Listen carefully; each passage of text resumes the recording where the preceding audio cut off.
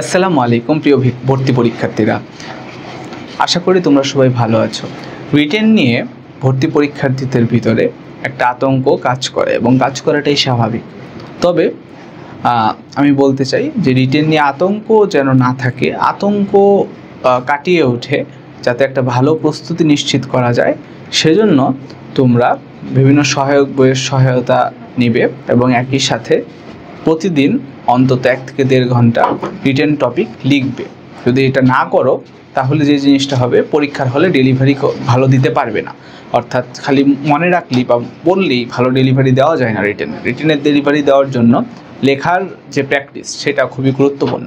আমি রিটেন নিয়ে একটা ঘটনা শেয়ার করতে চাই, রিটেনের গুরুত্ব কতটা সেটা তোমাদের বোঝানোর জন্য। যে আমার যেই সেশনে 2021-22 শিক্ষাবর্ষ এখানে যেখানে আমি ফার্স্ট হয়েছিলাম, এই সেশনে একজন আমার থেকে এমসিকিউতে বেশি নাম্বার পেয়েছিল, 0.25 সম্ভবত। কিন্তু সে রিটেনে ফেল করার দরুন ঢাকা বিশ্ববিদ্যালয়ে সে চান্স পায়নি।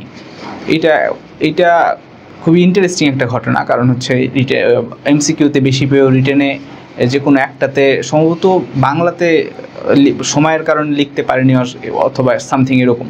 তো যে ব্যাপারটা যেটা আমি হাইলাইট করতে চাচ্ছি সেটা হচ্ছে যে এমসিকিউতে যতই ভালো করো না কেন, রিটেনে যদি ভালো করতে না পারো তাহলে তোমার পক্ষে চান্স পাওয়াটা অনেক অনেক বেশি কঠিন হয়ে যায়।